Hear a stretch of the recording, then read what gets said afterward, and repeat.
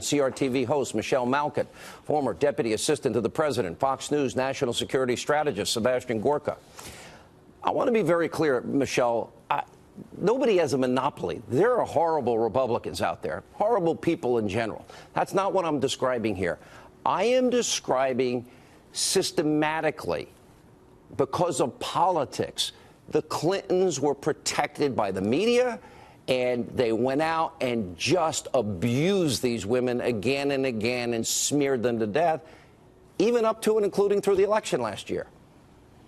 That's right, Sean, and this is not ancient history. You're going to have all of these liberal wheedlers out there asking, oh, why is Sean Hannity and Michelle Malkin and Sebastian Gorka talking about Bill Clinton? It's because so much of the mess that we're in now is a result and legacy of the Clinton victim smear machine. These two are the godparents, Hillary and Bill Clinton, the godparents of victim-shaming smear tactics. And now we've got this case where you've got all of these liberal media journalists who are tying themselves in yoga knots to try and reconcile their own roles and their own culpability in enabling the Clinton smears against all of his accusers and victims with the left-wing feminist ideology of believing all women. And now what we know, of course, is it's not revelation. It's merely confirmation, Sean, that the idea that we should believe all women has an exception.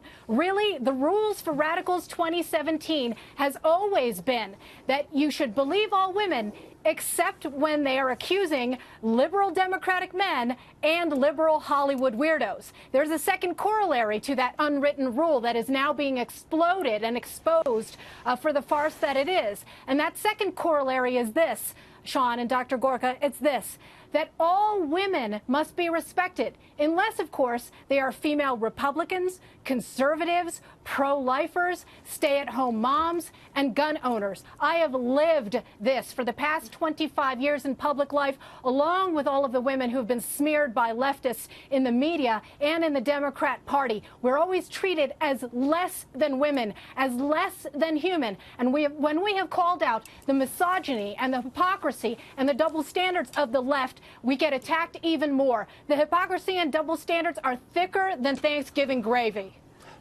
All right, Dr. Gorka. Wow, I don't know how I follow that.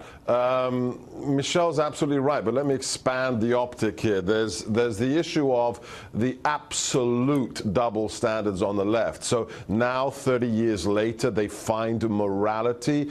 So it's okay if Al Franken admits to it, then it just disappears as an issue. You look at Bob Menendez, Senator Menendez. We're not going to cover that story, but we don't have the proof on Judge Moore, and he's the problem. So number one, Sean, it's the unbelievable level of double standards.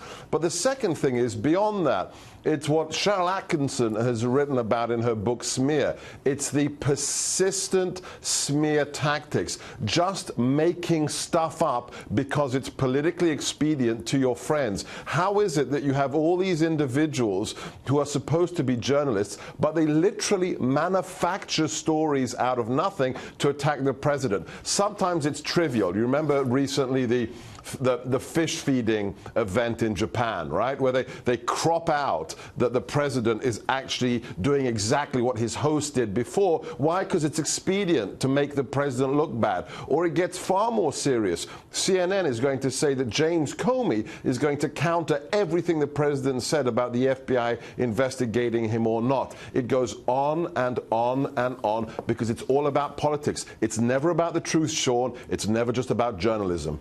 All right, Dr. Gorka, we're going to keep Michelle, so I want to give you one more quick question here. What happens? How do you ascertain? Charlie Rose is admitting it. Franken, we have the picture. Some cases you have evidence. Clinton's over time were revealed that these things had happened. What do you do when it is he said, she said? How do people ascertain the difference in an environment where allegations are flying? Some people deny them, say it didn't happen. It's all about two things. The credibility of the source. Is the individual credible, and can it be corroborated? The big problem we have today, Sean, is we don't have investigative journalists anymore. The people like Sarah Carter, they are so rare today.